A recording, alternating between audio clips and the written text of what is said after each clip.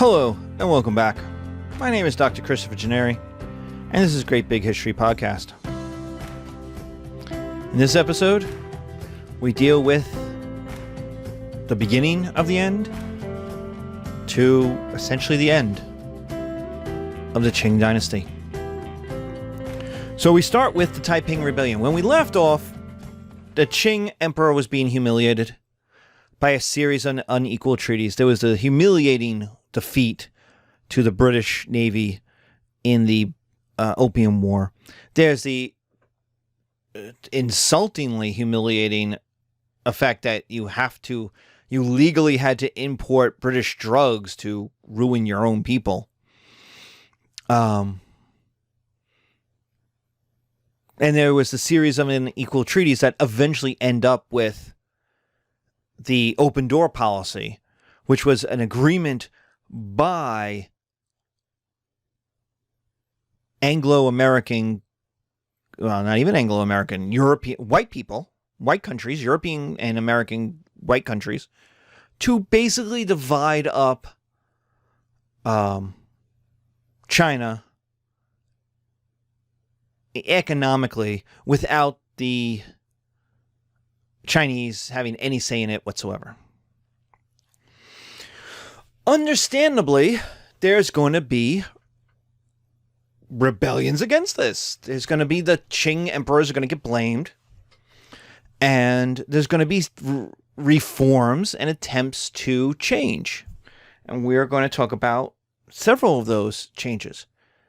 They will all fail. All the attempts to change will all fail. I'll talk about why. So, the Taiping Rebellion is the biggest and longest lasting rebellion that the Qing have to deal with. It goes on for 14 years. It doesn't really totally end until 1871. And it is a rebellion by Han Chinese, though there are other ethnic groups, southern ethnic groups, versus the Manchu dynasty. It is a new Ming rebellion. We talked about the Ming Rebellion in part 1 of our class, but this is again a southern peasant farmer rebellion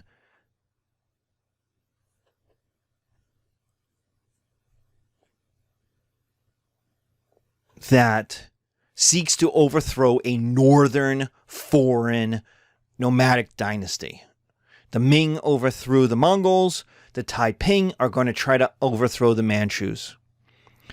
They have a Christian millennialist Chinese ideology, very similar to the Tonghak and the Taeson in Korea and Vietnam. The idea is basically Confucianism and Buddhism isn't working. The traditional methods aren't working, so we're going to replace it with this mix of things, right? Nothing purely Western, but also not purely Chinese either. What's the problem? The foreigners are showing up. All these foreigners keep showing up. The opium is robbing people of their money. It's a foreign drug. See Trump in 2016. Donald Trump blamed Mexicans, right? They're bringing in their drugs. Right? That's not a compliment. That's not capitalism. It's bad guys, the Mexican immigrants are bringing in drugs to ruin white Americans.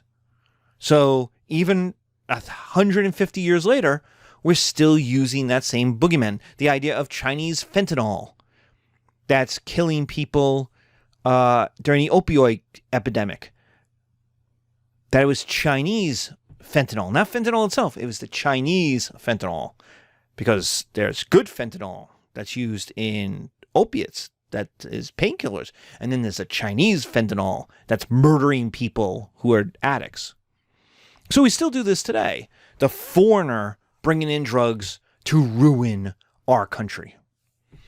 The peasants were poor.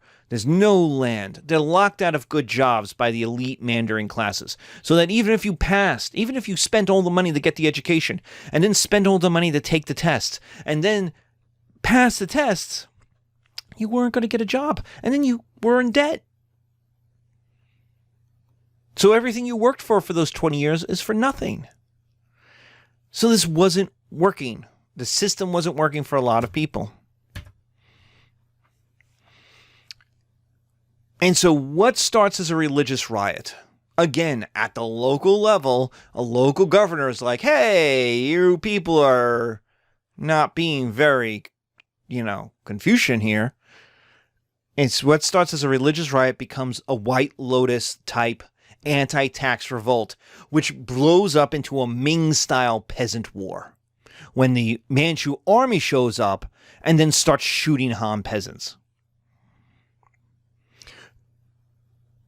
The Han respond to that with murdering in 1853 all the Manchu men and women they capture. So now we have a social war and a bit of a race war. And we get rebellions all over the frontiers in the South.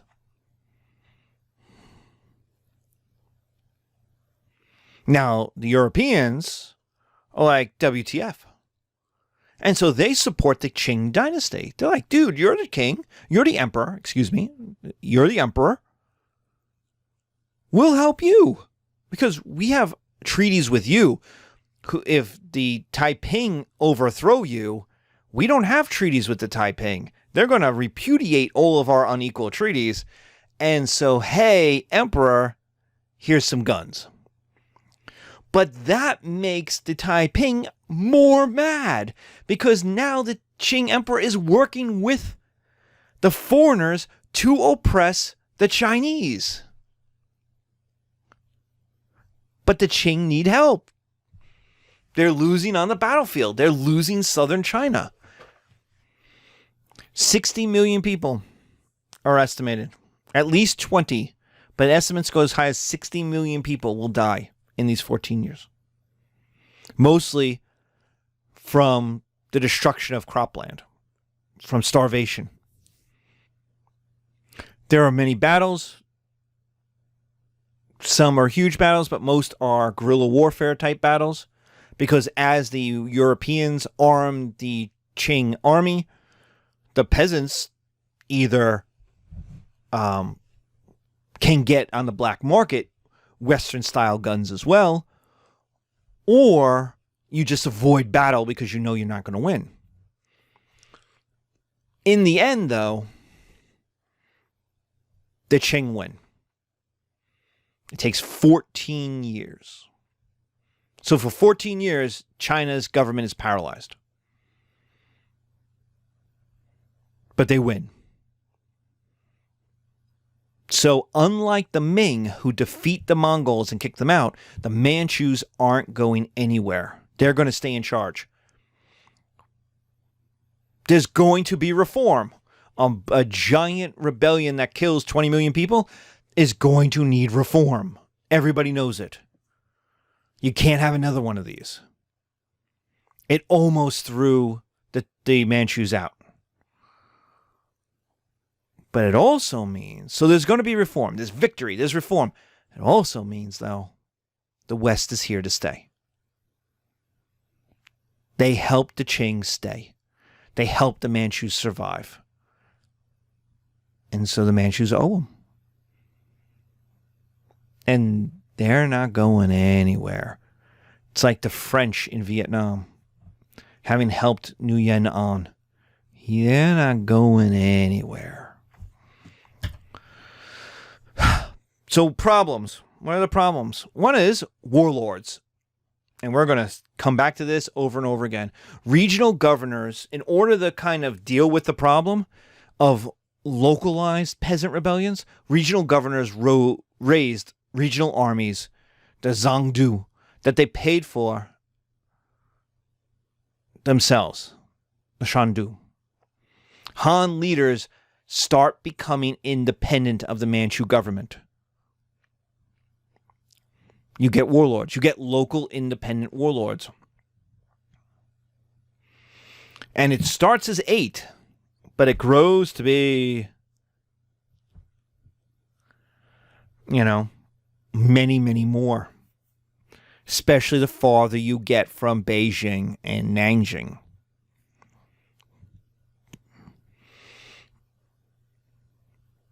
Two,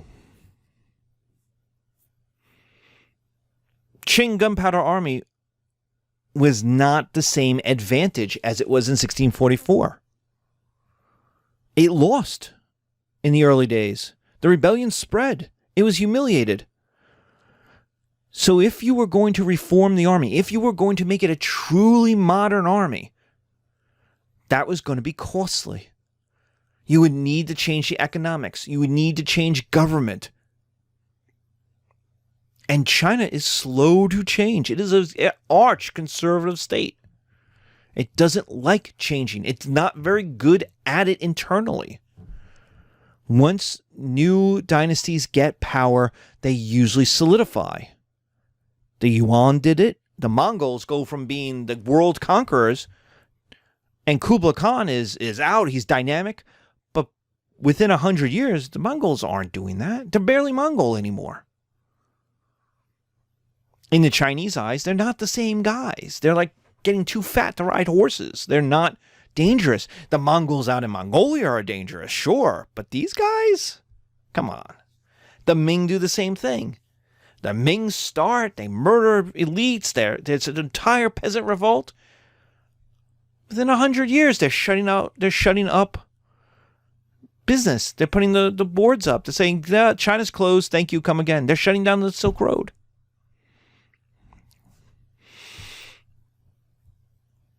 So stability, stasis, marks a successful Chinese dynasty. Not change, not revolution, not change. 3, the Europeans attacked China for more trade in 1860. This is kind of one of the craziest things, but while they're supporting the Qing emperor to fight the Taiping, they're also attacking China, demanding more money. And again, that's a humiliation. It also is going to make the Qing angry. Because like, dude, we're down. Don't you see we're fighting? And they're like, and the Europeans are like, yeah, that's why we attacked you. So the Europeans are not a help here. Very clearly, the Europeans are not a help. They are not going to help Qing China reform. 4, the emperor was dependent on Europeans. He needed the alliance during the Taiping to stay in power. He needs their money to keep buying goods to fund the government. He needs that tax collection. And he needs their money and technology to catch up, and their advisors to teach them how to use it and how to build it. Now, that's what's going on in Japan right now. Japan at the same time is like, batten down the hatches. We got to do everything.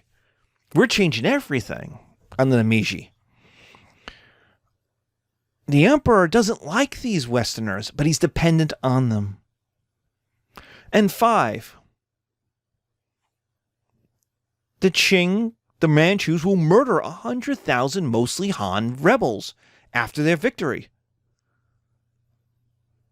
Like, that is not going to make you liked more. That's not going to help your positivity ratings of you murdering Han rebels. That's not going to make the Hans think you're Chinese if you're a Manchu dynasty. It doesn't help your legitimacy. But what the Qing, after 14 years, wanted to show is, we have power. We're in charge. We've been humiliated by the Europeans. We've been humiliated by the early years of the Taiping. We're here, MFers. We're not going anywhere. So they murder 100,000 people, which just pisses people off. So Qing China has problems. It's losing control of its regions to warlords. Its army isn't good, and it's going to be expensive to reform it. It's dependent on Europeans who don't even like China all that much. And their own people, their Han, their vast majority of the population, are increasingly seeing the Qing not as successful leaders, but as foreign occupiers, like the Mongols before, and incompetent foreign occupiers, which is worse.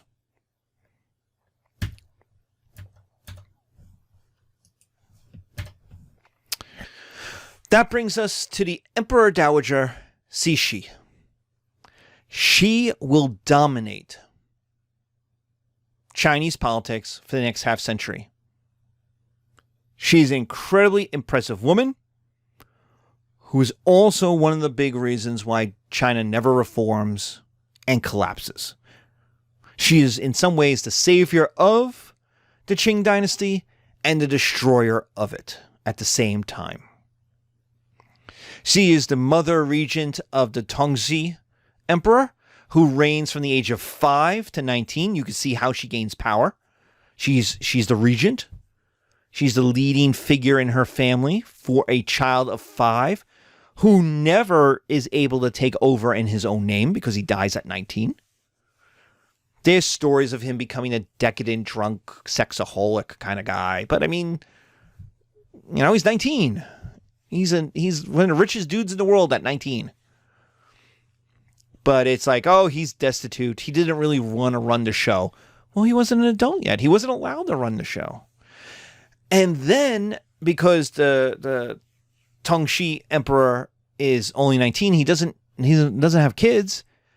That means there needs to be another regent. And instead of picking an adult, the Dowager Cixi gets her nephew, Guangxu, to become the emperor. He's aged 4. So we've had 14 years of Cixi being in charge, and now we're going to get another more or less 20 years before Guangxu will be old enough to run the empire on his own.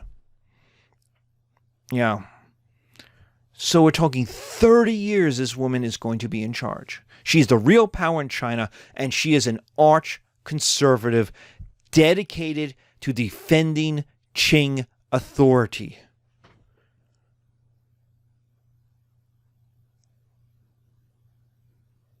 That is an important part, not China, but Qing. Now, she will see the two as the same. To defend China is to defend the Qing. To defend the Qing is to defend China. But as we're going to see, the two are not the same in this period, because the Tongxi reforms, Tongzhi,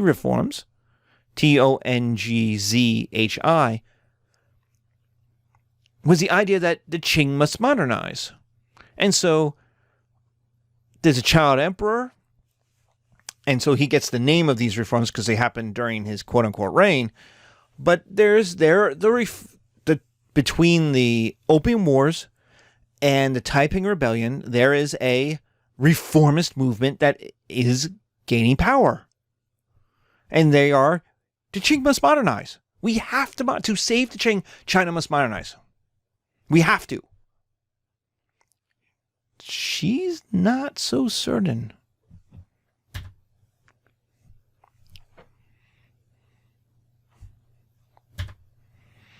So what are these reforms?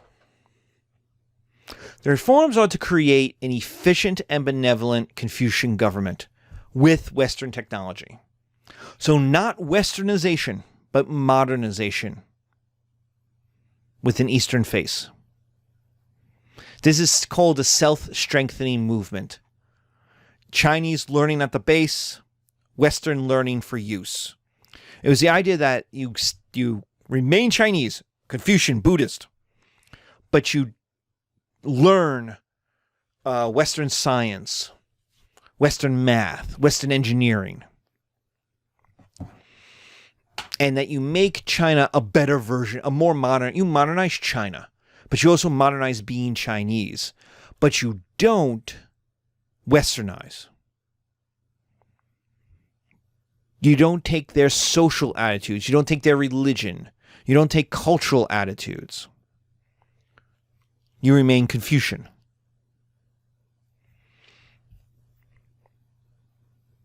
It allowed local leaders to build their own armies, levy taxes, and establish modern forces. That's good because you get innovation. It's also bad because you now have governors who are taking orders from a 12-year-old emperor and his mom. This didn't work out so well for the Han Dynasty of the Three Kingdoms period. There's the same problem. Child emperor with a mom in charge. And you get local leaders, local warlords, who increasingly say, I'm doing my own thing, thank you very much. But at the moment, you get innovations. So it's 2 steps forward, hoping not to take 1 step, 2 or 3 steps back. But it's a hope. We'll see how it turns out. There's investment in scientific academies, shipyards, railways.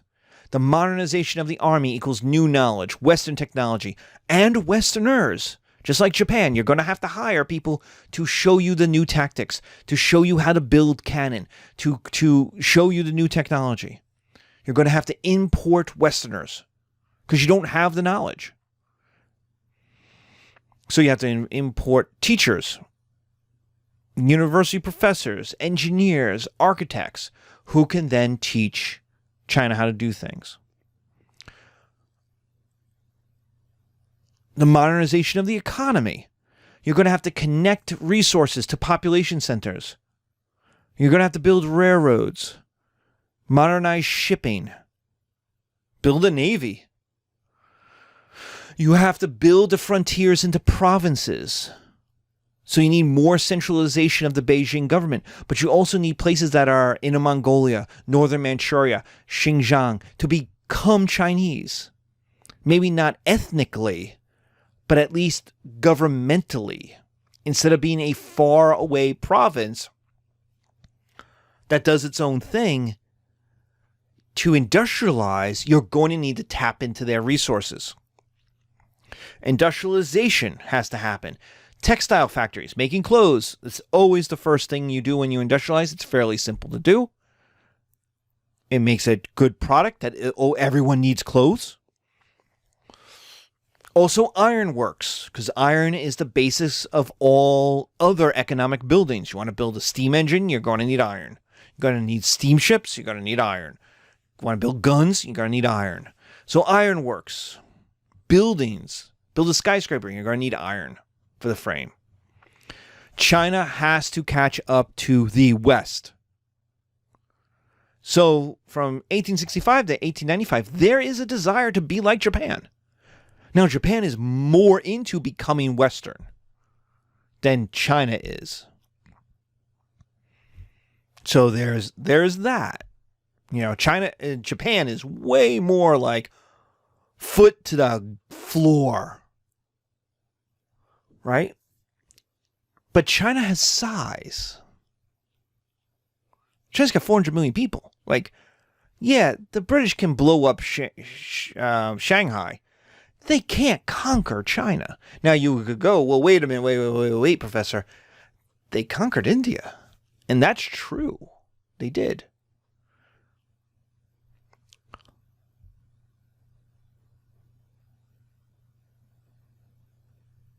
But they also had a lot of allies in India to help them.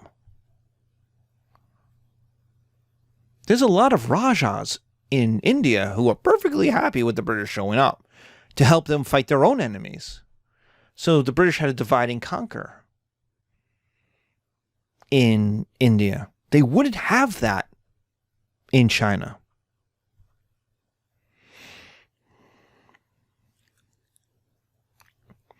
So, there are problems. There are reforms.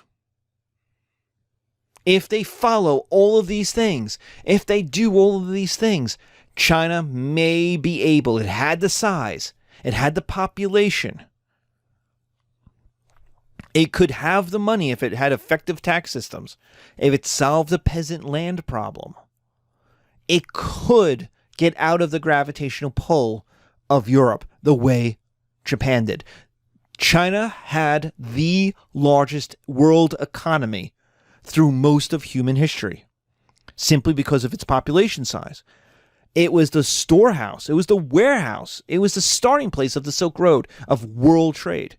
There is no reason why a China in 1900 could not be an economic powerhouse the way the United States was in 1900.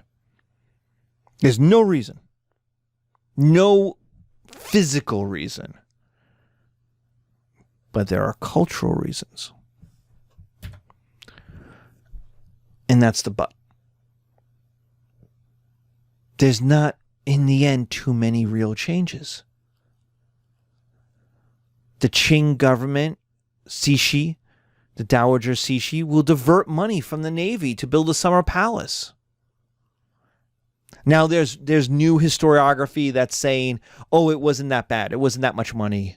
It really didn't come from the Navy. It came from other places. But it was seen at the time, and for the next almost 100 years, as Cixi was talking about reforms and then doing things on the side that made sure the reforms didn't really happen. Now, they did build the marble boat palace. They did build that. And it was rebuilding a building Qinglong, the Emperor Qinglong, had in the 1700s. It had been destroyed by the British, and so it was a statement of pride to rebuild it. Now, it's not actually marble, it's wood.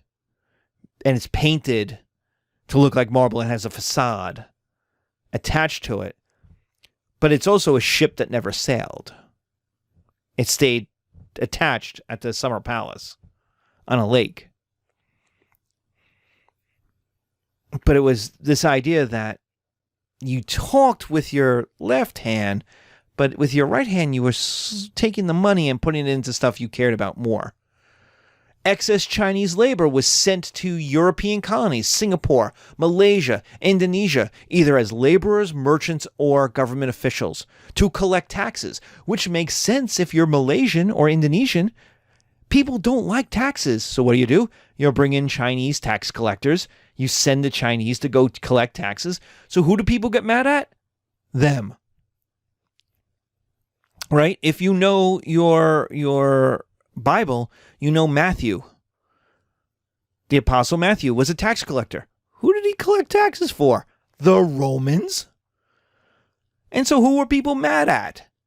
Yeah, they were mad at the Romans in a general sense, but they were mad at Matthew because he was collecting the taxes. He physically was collecting them. And so if you're you're a Malaysian sultan, you're like, bring in the Chinese. I'm cool with that. Let the people be mad at them. You're not mad at me. And while governors were given some freedom to build armies that would protect the frontiers, they weren't given the money or the freedom to do massive economic or social changes. And the biggest sign of this is railroads.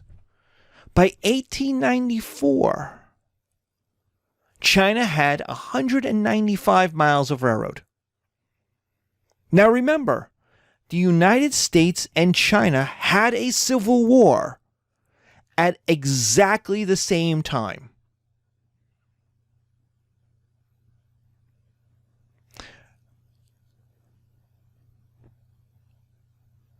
So it's not like, oh, the United States had so much more peace than China, and so this would explain the difference.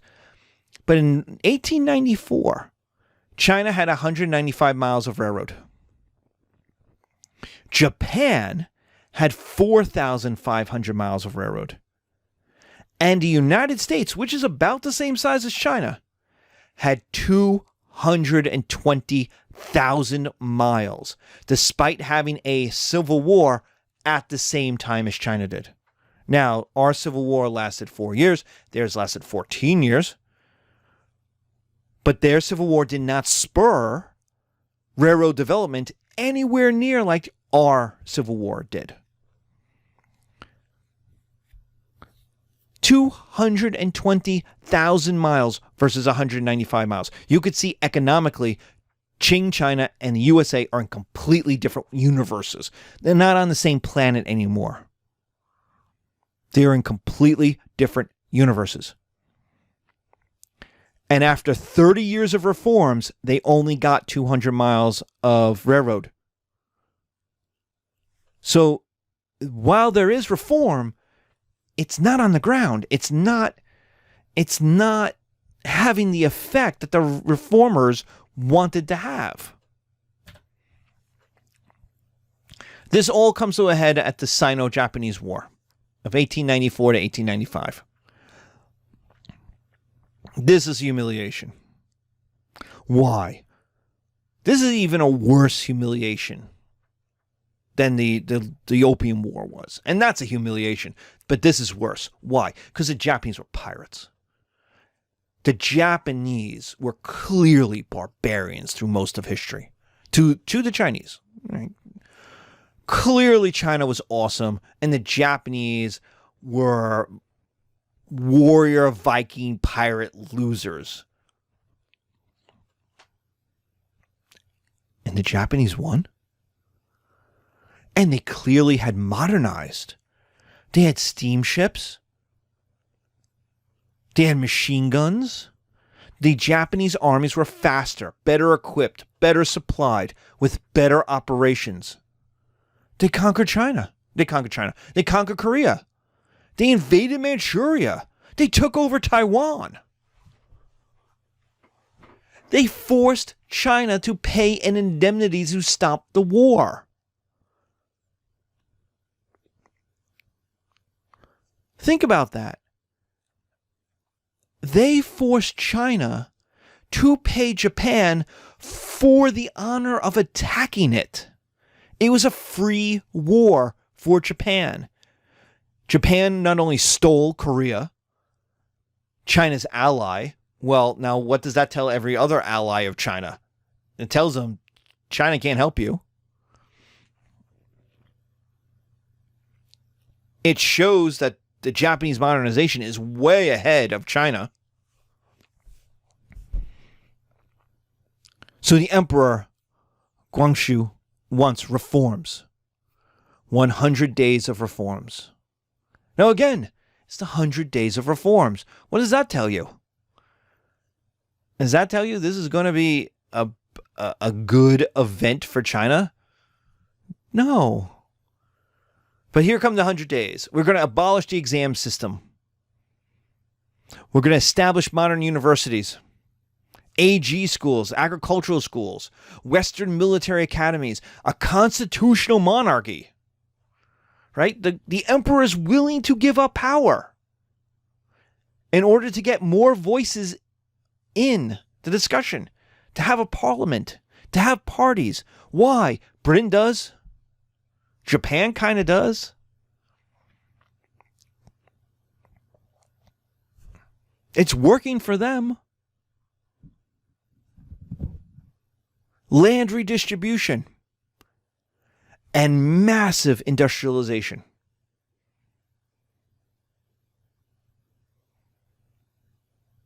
What does this equal? A conservative revolt. That constitutional monarchy freaks the F out of Empress Dowager Cixi. So what does she do? She basically declares the emperor insane. She puts him under house arrest, declares him unfit/insane to rule, executes his ally reformers, and hides him in a palace where he plays with clocks.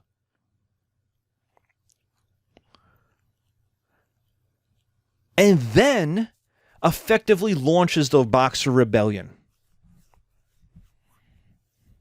She joins the Boxer Rebellion as a last-ditch attempt to get rid of the Europeans. And this is where saving the dynasty and saving China are not the same thing. She wants to save the dynasty. She has fought her entire life to save the dynasty, to make sure the dynasty continues. This 300-year dynasty at this point, 250-year dynasty continues. That doesn't end on her watch. And she looks at the men in her family and thinks they're all losers. Let's also put that in there, that they aren't up to the task. Now, she may be overbearing. She may be a terrible tiger mom, but she also thinks the men aren't up to it. I mean, how good was Guangxu and his reformers if they got so outplayed that the emperor is playing with clocks in a separate, isolated palace in the Forbidden City, and all of his best friends, all of his homeboys, are murdered. Well, they weren't very good at their job. How are they going to put down a rebellion? And so what she does is launch she puts the Qin dynasty behind the last-ditch attempt to kick out the Europeans. That if all we could do is kick out the Europeans, then we could reform on our own pace, at our own schedule, and things would be better again. So the Boxer Rebellion of 1900 is itself another peasant rebellion, like the White Lotus and the Taipei. It is religious and it is political. And its goal is to get rid of the Europeans. And we have the art of the time that the Europeans called the Chinese barbarians. And it is a Chinese man, it's a boxer, Qing rebel, going to murder a white man in a suit. But then the response is, well, what's civilization? And it's a British soldier in a pith helmet murdering a peasant, murdering a Chinese Manchu peasant. Both with swords, both holding the man by the neck. So what's the difference between Eastern barbarianism and Western civilization? And to the writer, the drawer of the pictures that you can see on the video, not much. And that's certainly how the Chinese thought about it. The Europeans keep talking about how civilized they are. Does their civilization go back 5,000 years? China's more organized. China's bigger. China's got more people. Clearly older.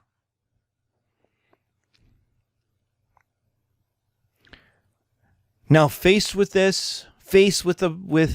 either siding with the peasants against the foreigners, or with the foreigners, the Qing Cixi sides with the Boxers. And what happens is the West counterattacks. They are not going to be pushed out of China. In fact, the Americans show up. This is our second picture. Show up in Beijing. American troops invaded China. Yes, American troops invaded China. For all of you who have ever played Fallout and wondered, can a Chinese-American war really ever happen? It's happened. American troops invaded China. 20,000 Western troops arrive and then sack Beijing. They don't just capture it, they sack it. They burn it down. They murder men, women, and children in it. All of the racism of the West is let loose in the Boxer Rebellion. And it's a payback. The barbarian and civilization drawings. It's payback. And we're going to see this. We're going to see this again during World War II. That the Eastern barbarian treatment of white people is going to be responded to with Western racism. And lots of violence. The Europeans demand a 40-year indemnity.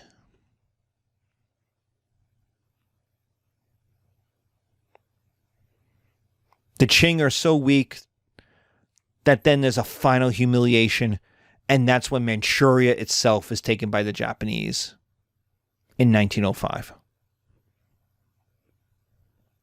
Against the wishes of even the Europeans, the Japanese march into Manchuria, take it from the Russians during the Russo-Japanese War, take it from the Qing, and have now colonized Korea, and have built and are going to build their railroads into the Manchurian highlands for the resources. The Japanese had set out 40 years earlier and had finally accomplished their goal. This is a final humiliation because Manchuria was the Manchu homeland. And now the Qing don't even own it anymore. It's their own homeland and they don't own it. The Japanese barbarian Vikings own it. And if you're Han, you're looking at this going, why do we need these Qing? They can't. Obviously, they lost the mandate of heaven. Obviously, they can't run the show. Obviously, they're losers.